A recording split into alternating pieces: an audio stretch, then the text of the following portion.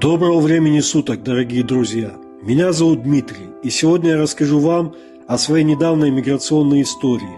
На своем основном канале Краснодар ТВ я подробно рассказывал, почему я уехал из России и переехал жить в Турцию. В своем видео «Пока жив Путлер, войну не остановить».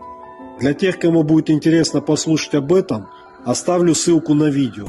По сути, я пришел к выводу, что в условиях предстоящей войны с Украиной и жизни в концлагере, который построил режим Путлера, Турция представляла собой наилучший вариант для нового начала.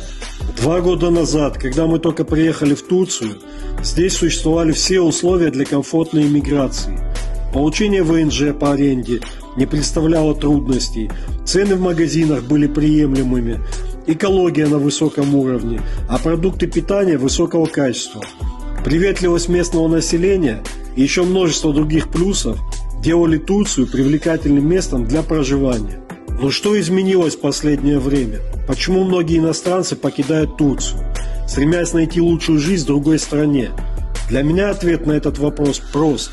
Год назад прекратили выдавать ВНЖ по аренде, и многие помогаторы стали обманывать своих соотечественников, обещая помощь в получении ВНЖ или рабочей визы. Мы сами столкнулись с этим, не сделали рабочую визу, которую аннулировали через 2 месяца. И это не единичный случай. Почему турецкие власти позволяют обманывать иностранцев? Вопрос, на который я не могу найти ответа. Создание миграционных центров, где бы помогали в оформлении ВНЖ, рабочих виз и других необходимых документов за определенную плату, могло бы предотвратить многие проблемы и создать новые рабочие места. Но, кажется, политика Эрдогана направлена против иностранцев среднего класса. Новые законы, требующие наличия имущества, кадастровая стоимость которого не менее $200 тысяч для получения ВНЖ, говорят сами за себя. Ранее требовалось $75 тысяч по кадастровой стоимости жилья, и можно было получить ВНЖ по аренде. Сейчас условия стали еще более жесткими.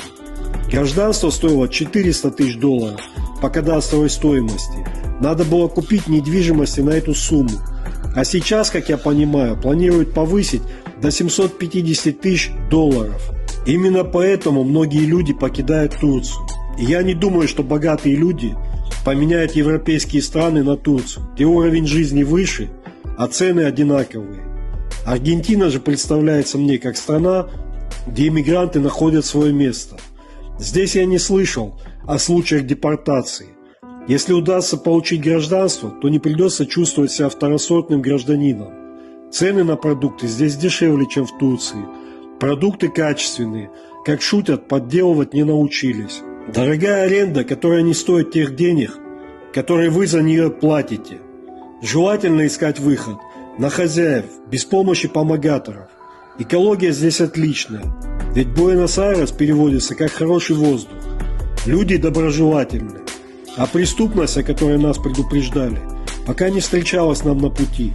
Я думаю, в России, в полицейских участках, больше происходит преступлений, чем на улицах Буэнос-Айреса. С работой здесь сложнее, поэтому лучше иметь удаленную работу. О нашей жизни в Аргентине я буду рассказывать на своем новом канале «Иммиграция в Аргентину». Подписывайтесь, ставьте лайки, оставляйте комментарии. Я буду рад рассказать о том, что вас интересует. Впереди много увлекательных видео.